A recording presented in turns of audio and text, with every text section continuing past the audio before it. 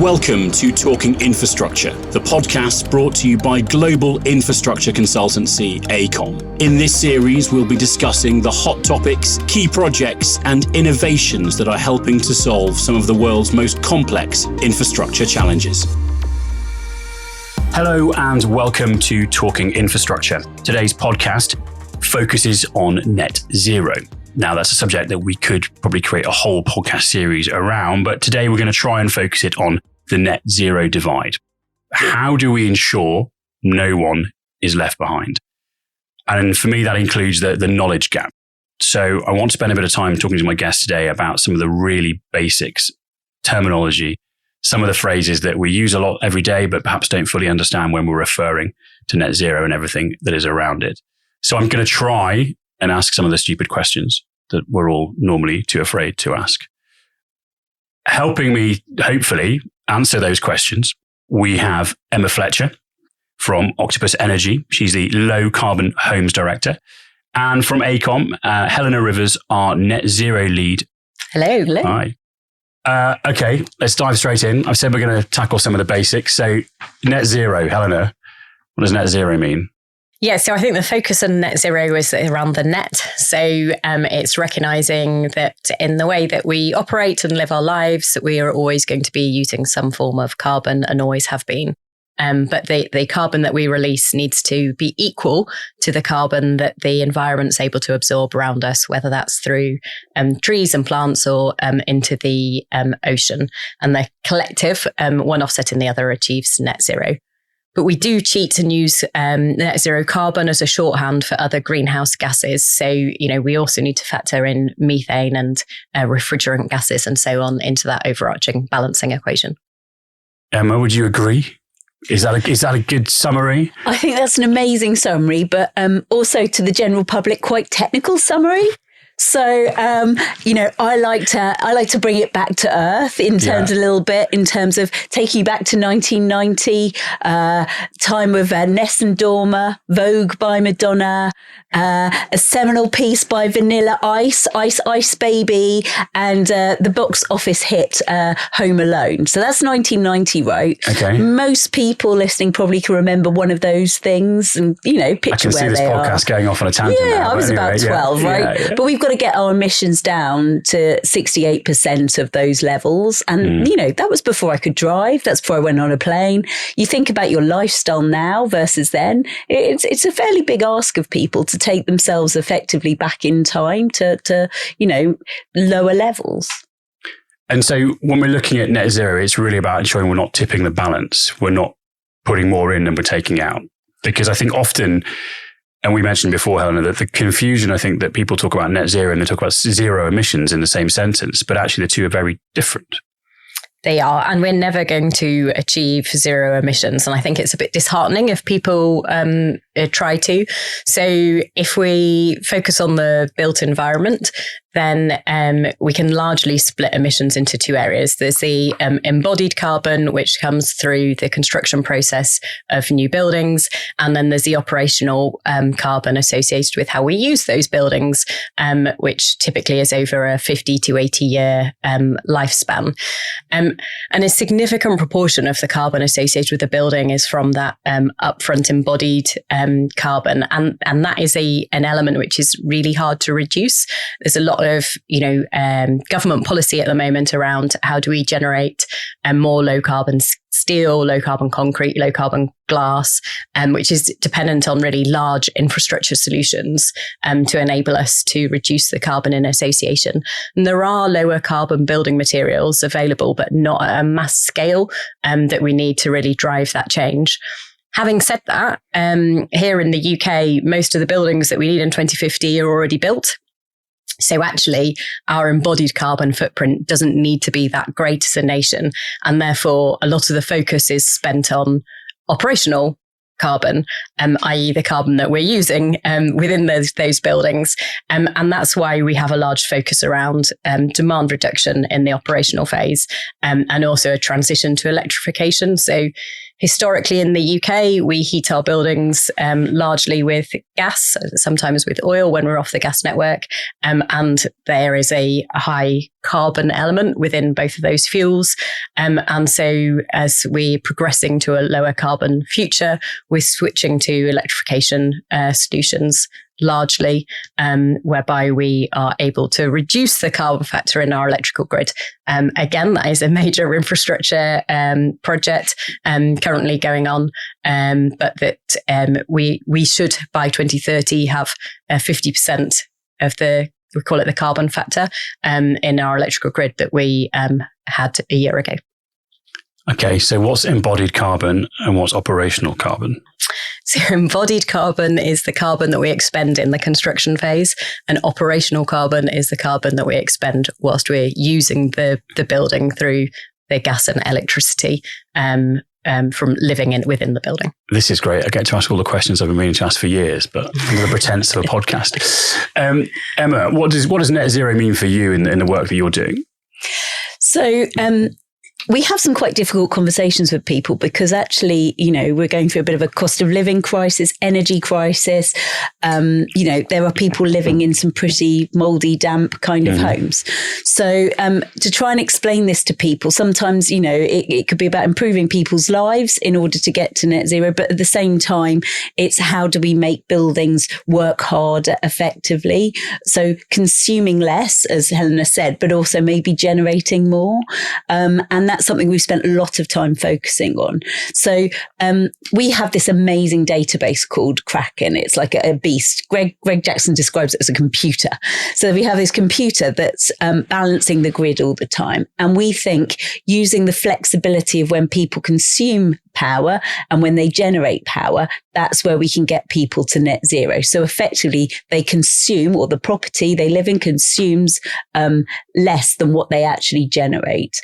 And that's where we can get that offset. So, some clever technology with some green technology on homes, we think we can help push homes to become closer to net zero. Thank you for listening to our Talking Infrastructure Season 3 podcast. If you have a minute, we'd love it if you could leave a review, as this helps us to reach other people and a much wider audience. Thank you for listening. Now back to the episode. Helena, we're sat here today in London. How on earth do you start to tackle this challenge, looking at it as a city? Yeah, it's a big challenge and one that a lot of people are grappling with at the moment. But if you look at city scale solutions, you have to look at the fact that actually buildings aren't the only element, which is shifting to electrification. And we've got a major shift in transport solutions to electrification as well. And so, to refer to Emma's comment around how do we manage the demand, we need to integrate that shift in demand between the built environment and our transport demands. One of the ways in which we're doing that in the UK is with a big focus in urban areas around heat networks. So the government has commissioned work for the biggest 130 towns and cities within the UK to identify where there are areas where it makes sense to introduce a heat network, which is essentially a zone whereby low carbon heat is generated from a variety of sources. Often they are either waste heat from data centers, which we're seeing increasingly at the moment, or extracting heat from sewer source is really popular at the moment. Or waste heat from manufacturing processes, or simply extracting heat from large bodies of water, including aquifers, or sometimes just large-scale air source heat pumps. And one of the great advantages of that is that you can have a single energy centre or a number of energy centres. You don't have to have individual plant in individual buildings, and you get great diversity of supply. To go back to the domestic example around actually being able to support people in controlling their their load demand. When you're looking at building heating, we see really different load demand between commercial setting buildings and residential setting buildings. And actually, therefore, you can really reduce the overall capacity requirement by using a heat network and enabling that heat to be distributed across that broader, diverse set of buildings. So it's about using heat that would be otherwise wasted.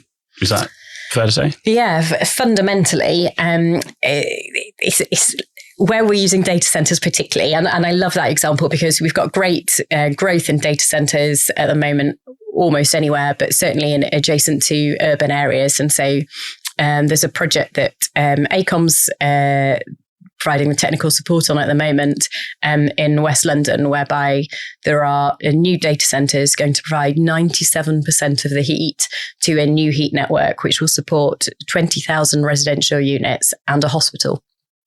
So, it's amazing in terms of the community impact, and it's taking the waste heat from the data centre is otherwise literally waste. Mm-hmm. So there's no downside really to that sort of solution. Other networks where, are often using heat pumps to extract that heat, and therefore there is still significant electricity input to enable that heat generation, but at a much lower rate than if we were providing any other form of heating solution. And how does that cross over into Octopus's world? Well, personally, it crosses into personal world. As our villages run now, 64 of the homes are connected to a district heating scheme. So we've got 108 boreholes, we've got an industrial air source, and we have a private wire to a solar farm off site. So we're pretty close to net zero. And let's just rewind a little bit, because you've got quite an important part to play in your domestic. A part to play. None of these projects can be delivered just on their own with one single person. But yeah, it was a gem of an idea. Take the village off oil, and district heating seems the obvious way forward. The trouble is in urban areas, rural areas, is it's much more expensive. We've got 250 home potential on a network of 7.5 kilometres. And you take Helena's example, you can have thousands of houses or homes, flats, etc. connected. So we see it as a rural solution as well. It's a lot more expensive than in urban areas, but that's not the day job. The day job is actually also talking to all sorts of communities about how can we reduce, their running costs, but also be part of the green transition as well. And so, getting to net zero is challenging for homes, and we're working very hard looking at things like air source heat pumps, solar, battery, and then with our ECO4 requirements on as a provider of power in the UK. We're working really hard to retrofit those on the lowest incomes, doing full house retrofits to bring their EPCs up. So, there's a lot of things going on, and there's not one solution that fits all. But I think definitely taking homes to heat is definitely something that the planners should be considering. And I think... Sorry, homes to heat. Well, where there's a heat source, we should actually think that's where homes should go. So literally taking homes to where heat is being produced, which maybe is not something we've thought about before in urban planning terms. Oh, and because gas is so cheap, it doesn't really drive urban planning in terms of thinking about how we will heat our homes and other buildings. But due to the war in Ukraine and the focusing across Europe on energy resilience, as well as the journey to net zero, it really has changed the landscape around policy for future heating solutions. And we also think that power generation is going to start influencing planning policy as well. So you've got lots of wind turbines up in Scotland, for example. Actually, that's where we should be having some industrial growth and actually putting things that need power nearby so we can utilise it. Having wind turbines up in Scotland and on the whole, a greater need for power down in the south, it doesn't really work. So actually, we need to think about localised generation in the south, more maybe onshore wind, more solar, and then also also look at what industries should be going up to where the power is being produced. So a shift in sort of planning, really, a bit more like early settlers looked at settlements. They wanted water supply, they wanted defence, they wanted high land so they could see their enemies coming. We need to think a little bit more around what are the assets we've got and how could we use them more. Well, I'm convinced. But how do we convince the communities that we need to bring these changes to? And both in the, looking where we are today in East London, but equally in a rural environment, how do we get people to come with us? So we've got a really cool thing called the Fan Club. So currently at Octopus, we've got 4 wind turbines. One is offshore. And if you live in a postcode area near those wind turbines, you can watch the wind turbine, and every half an hour you can see how that wind turbine's performing. And also, if it's going round, you get 20% off your electricity bill. But if it's really going round, you get 50% off your energy bill. And we love the fact that our customers can interact with this technology as well. So we know that there is desperately more demand. We've got Gusty Spinfield, who was powering the food area last year at Glastonbury, named by our customers, by the way. And Gusty goes on tour during the year. And so therefore, more people are seeing a wind turbine, understanding it, thinking, hey, I want one of these in my community, and then I can see the benefits. So we are trying very hard to show people the benefits of this technology rather than running away from it. Just, come and embrace it. And we've got an amazing innovation centre in Slough. So we've got a house built to 50s building regs and a house built to 90s building regs. Not only are we training over 1,000 engineers a year through there, but we're also bringing in different communities, councillors, planners to have a look at this technology, listen to the air source heat pumps. They're not noisy like people think. Have a look at what the solar panels are like on the roof and really help with that education piece. I think I just spent all the time looking at the turbine out the window, just going, monitoring it. Want more insights from infrastructure industry experts? Check out our latest Future of Infrastructure Global Research Report. In it, we explore one of the most complex, important shifts happening across the world today, the energy transition, and what it means for you. We surveyed nearly 850 senior executives and interviewed public and private sector leaders to find practical, profitable, predictable, and people-centric pathways to net zero. To explore the research, please visit infrastructure.aecom.com. Thank you for listening. Now back to the episode. Helena, similar question around communities, but in a city environment, because I would suggest a more complex and lots of communities living together. How do you ensure that, or how do you bring them along the journey? And if a heat network is brought in, how much do people actually know that it's coming in and see the benefits, understand the benefits? It's a really good question. And generally speaking, the answer that we rely upon is policy. And, there are a lot of changes at the moment in policy within the UK, particularly around heat networks, and significant changes likely to come into force next year around the adoption of heat networks, so that the default is that you will join the heat network, as opposed to at the moment whereby the default is that you don't. But there is a big challenge with hearts and minds. Our home is our castle, very much so in the UK culture. And so there's a massive education piece. And actually, I find that some of the best questions I get asked are by young people.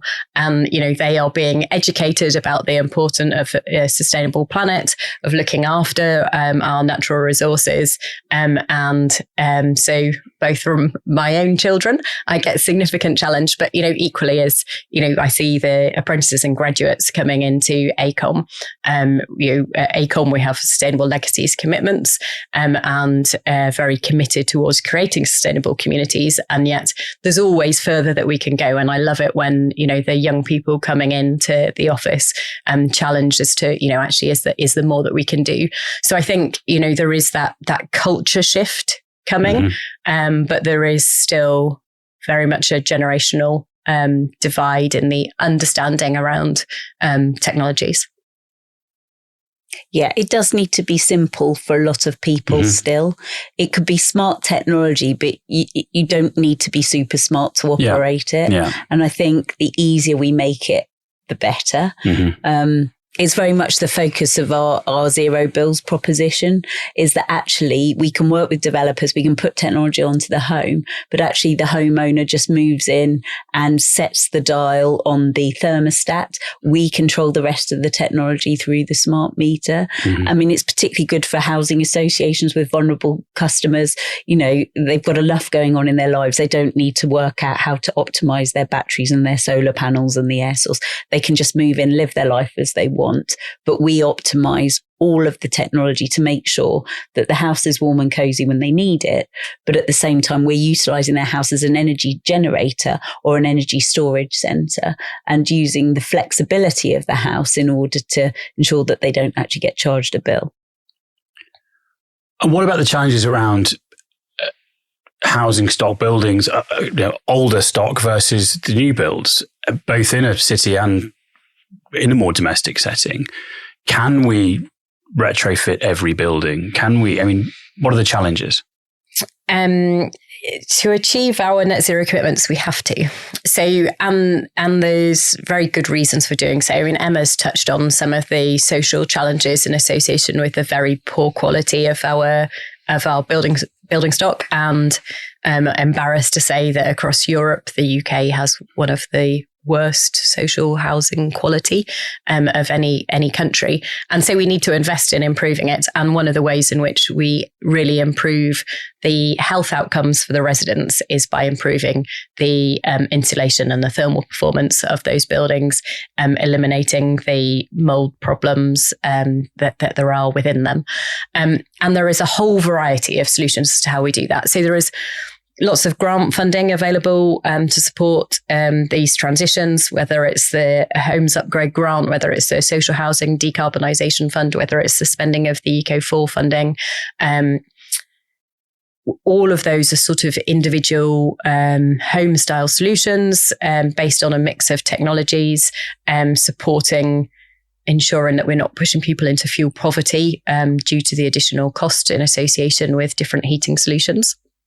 But then there's also district-wide areas solutions around sort of wrapping homes, for want of a better term, whereby organisations come in and offer a street-by-street solution, whereby you literally put a new facade across a whole street and achieve that insignificant thermal improvement in a really rapid implementation.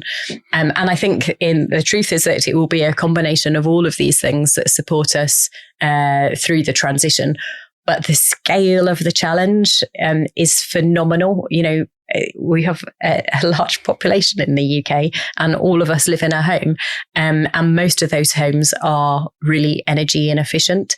So the retrofit challenge is something like 1 every 3 seconds that we need to deliver between now and 2050. And we haven't been delivering that to date. So we really need to wrap up the rate at which we are delivering this retrofit. And I don't think it should be underestimated the high level anxiety this brings to people. Mm-hmm. You know, you can get really swamped with the technologies, what's right for your home, what technology should I adopt first? And actually that's really where district heating schemes do come in quite well, because actually once you've sorted out the heating and the hot water, you kind of know you can live in your house. It sort of takes that anxiety away. And then you can think, right, I now need to think about loft insulation, wall insulation. Maybe I think about some batteries and some solar, but it's a really hard mindset. One of the interesting things we found is we do a lot of salary sacrifice electric vehicle schemes. And for a lot of people, an electric vehicle tends to be that first step into understanding all about flexibility. So we've got some great tariffs that sit alongside all the different technologies. But, you know, the ability to charge your car at 7.5 pence a kilowatt hour versus 31 pence during the day, people then start to understand, actually, if I can flex when I need power, or if I could store power until I need it when it's expensive on the grid, then we can start unlocking this system. But it's a pretty tough gig, you know, to sell to people. And I looked at like my mum, and, you know, just trying to encourage her to get a smart meter was quite challenging. So, but we've got to somehow bring everybody along together, that this is the mood music and this is where we're going. But But I think we need to debunk some of the myths. I think we need to talk in more common English, to people about these things. Yeah. And I think once your neighbour starts doing something, it'll have that sort of rolling effect that, that street's doing that. Why are they doing that? Would I like that? Oh, their bills are cheaper. I might like that as well. To me, it sort of surely there comes a point where it's people seeing the benefits. Precisely. Yeah. Everybody probably I hope that everybody thinks, right, this is a good thing. We should all be doing this. But until you can actually see the tangible benefit, it's quite difficult to don't make that first step, perhaps. It's a really tough gig. This is the first time, other than maybe COVID, where everybody has actually got to do something collectively together. It's a big ask. It's a huge ask, isn't it? We've all got to look at our situation and think, what could I do, even if it's a small thing, to help? And one of the key challenges is, who do people trust? So, the case around solar is now really very clear. There's a very short return on investment from a financial perspective, and there is a very short return on investment from the carbon, going back to the embodied and operational carbon question. And yet people don't put them on their homes. We've had a significant uptick in the UK, but there is nothing like the demand that there should be if you look at it through an accounting lens. And that's because people don't trust the advice they hear, because there's always a doom-monger story that somebody had it and that it didn't connect properly and with the systems in their house, or they had to have their tiles replaced underneath it, or whatever it might be, and therefore that has a really big knock-on effect. Equally, people find it hard to choose to make the investment if they don't know whether they're going to stay in the home. It's not very clear at the moment that it adds value, albeit that there is data that shows it, but we don't publish that data in a way that it's accessible to the general public. So I think, the hearts and minds winning is at least as big a challenge as the technology challenges. But I do think the money markets help. In terms of money always seemingly makes the world go round at the end.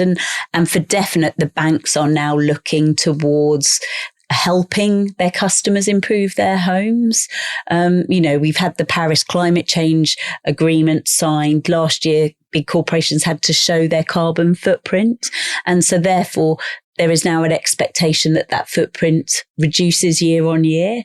So the banks are very focused in helping customers improve their homes and take them on that journey to maybe take them from a low EPC to a higher EPC. So I think we'll see the messaging coming through in different ways into people's lives. And when that's more aligned, I think that's when you get more clarity of movement.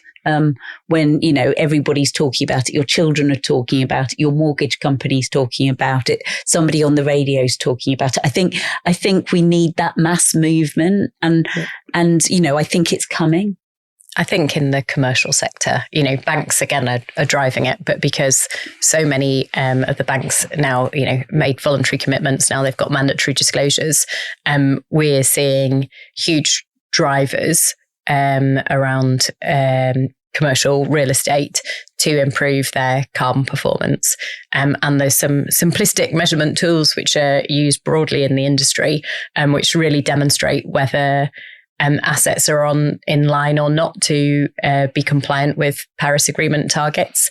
And we are starting to see real asset value impact, whereby a building is no longer compliant with the trajectory.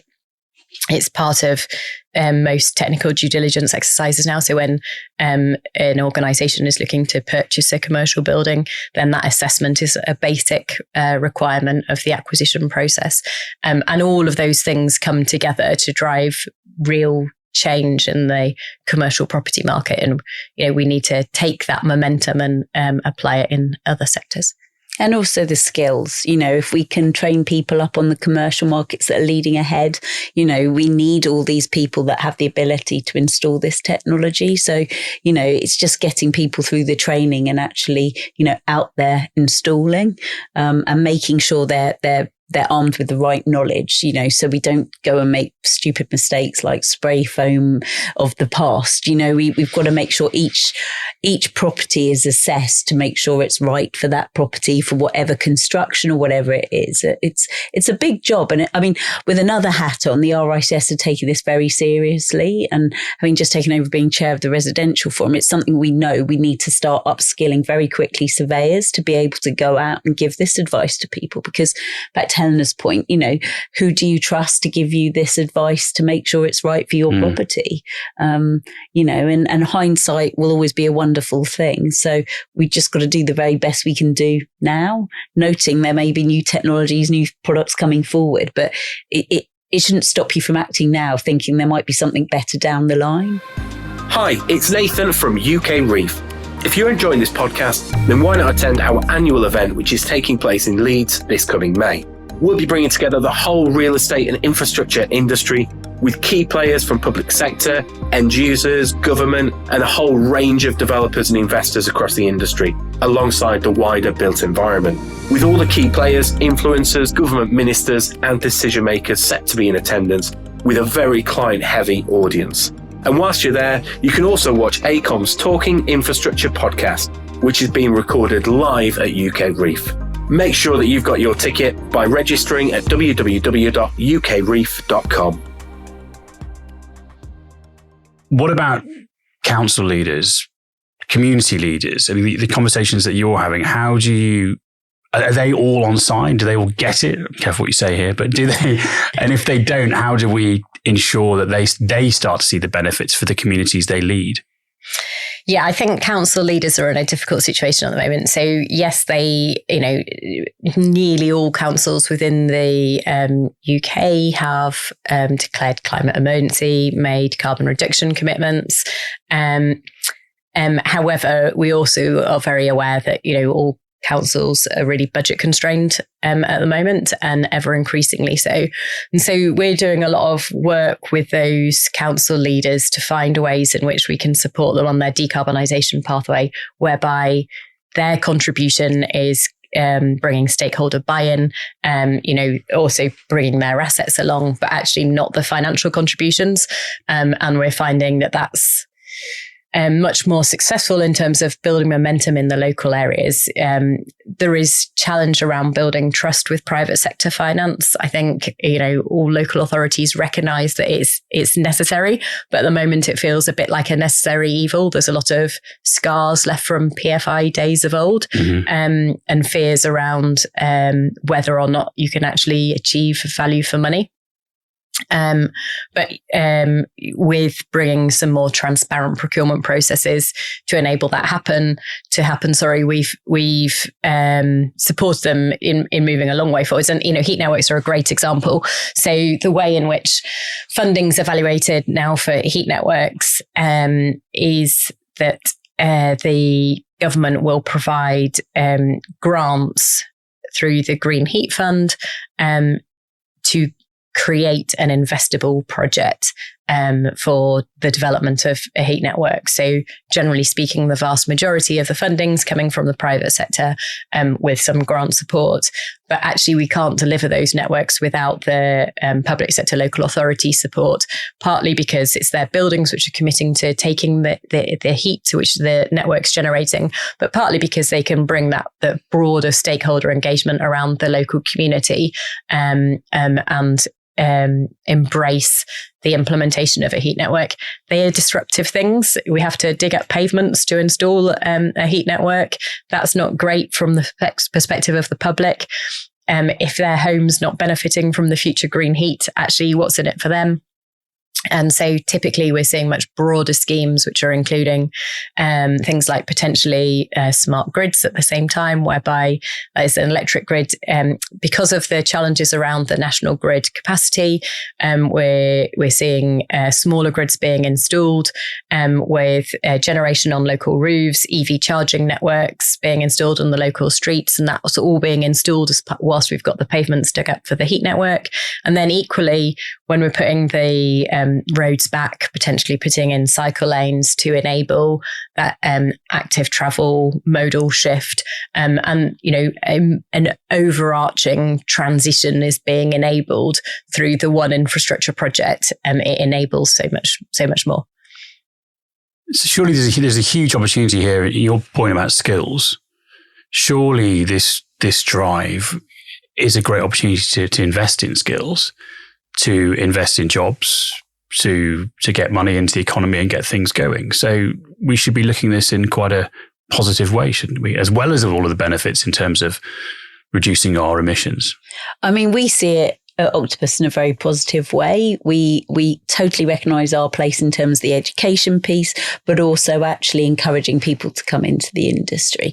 And the joy of the energy industry that we're in is there's almost a place for everybody. There's skill sets that are needed across the board. We need data scientists through to men and women who are out there talking to our customers, making sure they're on the right tariff, through to installing technology. This is literally a team effort to help people through what we've got to go through.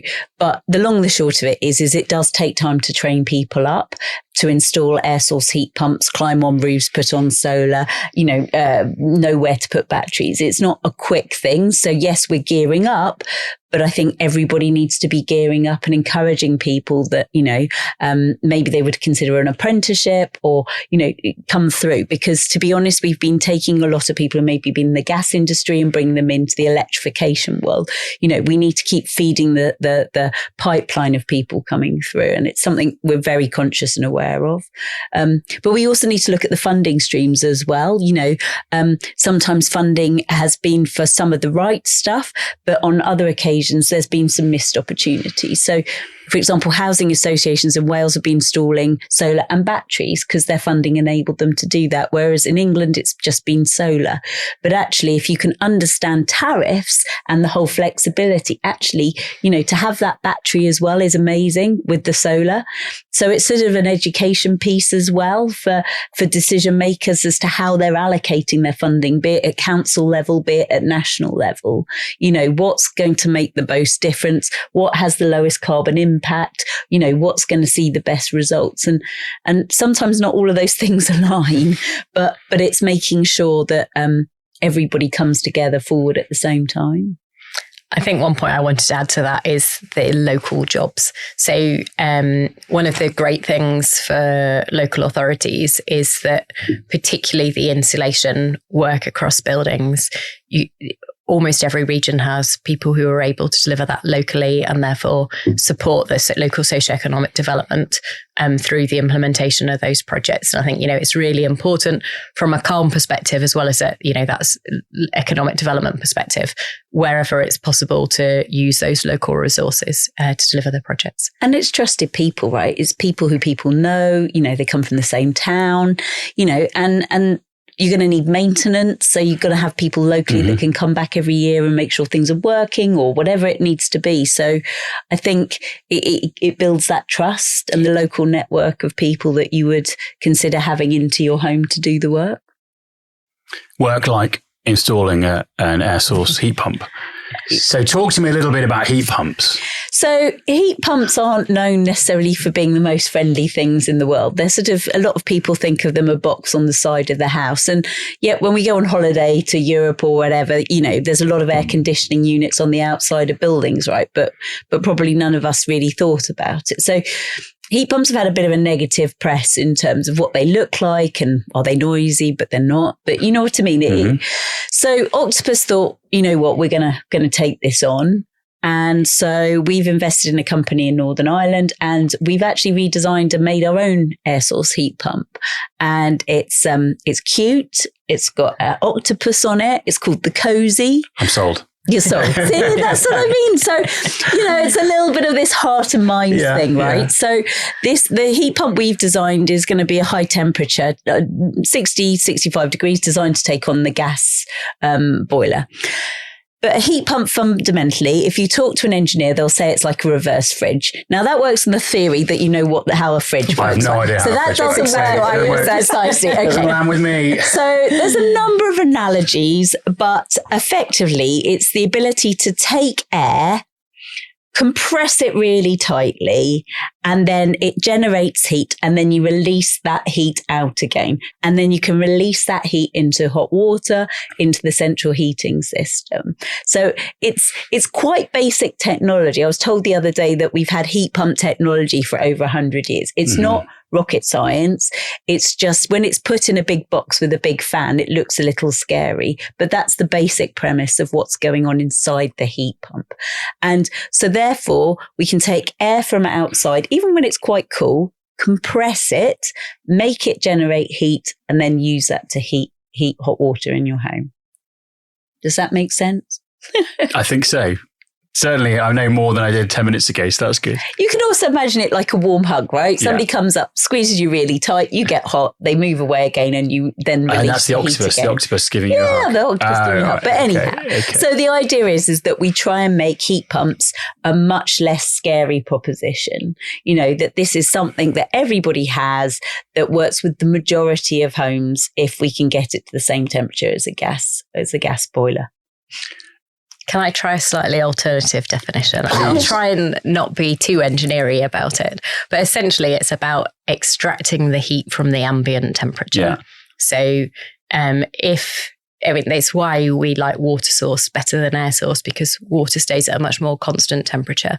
But if you've got, some water which is at, say, 15 degrees, then you can extract heat out of it and heat up to much higher temperatures through the compression system and have a slight reduction in the overall temperature of the water. But because you extract such a small amount of heat, and assuming you've got a big body of water, then it will be a unnoticeable change in the temperature within your lake or wherever you're taking that heat from. So we can take it from a lower, even though it's starting from a lower temperature, you can extract heat into a warmer temperature by going through that compression process. And that is why you can get 3 units of heat energy from 1 unit of electricity, because you are using the electricity to do the compressing, and the extra energy you're taking from the heat in the source that you're taking it from. No, I can immediately see a comment on when we post this on social media saying, well, it won't work on my house. Because there's always this, well, it'll only work on new houses, or it'll only work on houses that have got incredible insulation. So what would be the education piece there in terms of getting people to adopt? There are a lot of different heat networks. I think we should start with that. Sorry, heat pumps. So the most efficient heat pumps operate at much lower temperatures than gas boilers. And most of our homes have been designed to operate efficiently with gas boilers. And therefore, to enable them to operate well with heat pumps, then yes, that is necessary to do some additional works. Typically, these are the works that we should be doing anyway to minimize our heat loss. So yes, you will need to insulate your home typically before you put in a low temperature heat pump. And if you don't already have underfloor heating, then you will need to increase the size of your radiators to enable them to have a bigger surface area to operate. That is to use the most efficient low temperature heat pumps. However, you can also, as Emma was just saying, have much higher temperature heat pumps. You will have a slightly less efficient heat pump because they're heating it to much higher temperatures, but they are still considerably better than having a gas boiler from a carbon perspective, and will give you just the same level of comfort as you're accustomed to in your home. So every home can have a heat pump. The commercials are different depending on what work you do in advance to your home. So the more energy efficient you make your home, of course, the lower the ongoing costs with running, whether it's a gas boiler or a heat pump, to be honest. Also, there is an added factor that about 80% of homes on gas have a combi boiler. And therefore, you also will need space for a tank to store the water in, which may be a consideration for some homes that they can't fit it in. Okay. Also, a consideration is, where do you put the heat pump? So, there are restrictions on where heat pumps can go at the moment. So, that needs consideration as well. So there may physically not be a space for that heat pump to go. But as Helena said, they're designed to work with homes. You look at Denmark, Sweden, Germany, all sorts of places. Those homes have heat pumps, be it cold temperatures, warm temperatures. This technology is here. And we're trying to debunk a lot of these myths. And we're trying to show people that it can work with micro bore pipes, for example, as our example, house in Slough. So there's a lot of things to get over in terms of, being able to show people that they really do work. Going from talking about people's homes, we mentioned a few international conversations there. What is the role of the international community and what's driving this globally? People talk about things like COP and obviously COP28 last year. You were in Paris last week. Obviously, you took the train back. Globally, where do we sit? What's the role of the global community in driving this forward? From a built environment perspective, so last COP was a success in that we got the buildings breakthrough agreed at COP, which essentially says that by 2030, resilient and sustainable buildings will be the new norm. Which is a great statement, but requires quite a lot of substance behind it.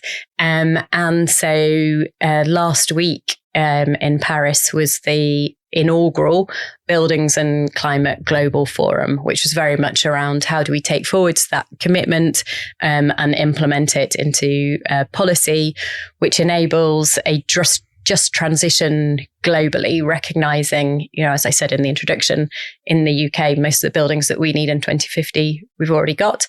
And most of the development is going to be in developing countries with big focus across Africa and South America. And so one of the great things to have come out of last week is that we have the Charlotte Declaration, which essentially is bringing a consistent way to measuring whole life carbon across the built estate. In a way which is applicable irrespective of where you are. And actually, to go back to your comment around RICS, they're consolidating communities and all different groups to have consistent approach in how we measure and how we report the carbon, particularly in that early stages of life cycle analysis, because there is a lot of very different interpretation at the moment, which is driving really different decision-making practices. And, the great example in London is the M&S building. Should it be refurbished or should it be demolished with a new net zero building put in its place? And the public divide, for people who've read the technical reports behind it, the conflicting advice coming out of that is all because we don't have sufficient guidance to consistently measure products and outcomes in the same way. So, a great thing to have come out of last week is the fact that going forwards, we will have that. We have really strong commitment from, I think it's up to 80 countries now. Ministers have signed up to this agreement. But part of that is also around having those local materials and local solutions, much the same way as, in UK, there's great opportunity within each of the regions to drive the decarbonisation. It's the same is important for all other countries and around developing their economies and developing safe, secure and sustainable homes for their population also. So that's a huge move forward at a global level. More locally, we have coming out later on this year, for the first ever time, the net zero carbon building standard for the UK, which again is bringing this consistent method for measurement and reporting, and also consistent targets for how buildings should be performing across different sectors. Again, looking at the whole life way of looking at buildings, and the targets get progressively harder, because what we can achieve now, there will be a lot of innovation between now and 5 years' time, and therefore our targets need to be getting harder so that we're continually being challenged to strive to improve. Yeah, wow. So we're in 18 different countries around the world now, both supplying power or working through our Kraken database. So we have, a fairly good view of the world about trends, things that are going. The great thing is within Octopus, we're trading ideas and thoughts. Our zero bills proposition developed here is now in Europe and around the world.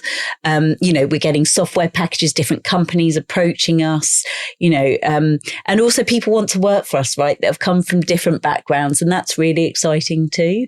So we are seeing that innovation. We are seeing new thinking, and it is pushing us forward.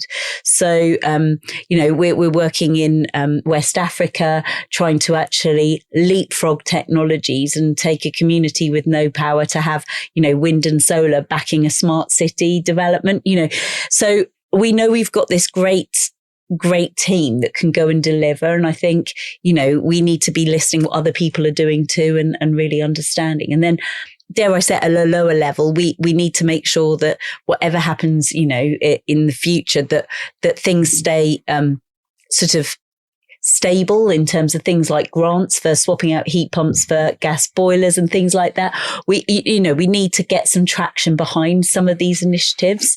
So with a real clear focus on 2050 and maybe not short-term kind of snap decisions, so that people can plan and really look at what they've got to do to their individuals' properties or in their life or whatever. So sort of it's a very clear pathway forward for people.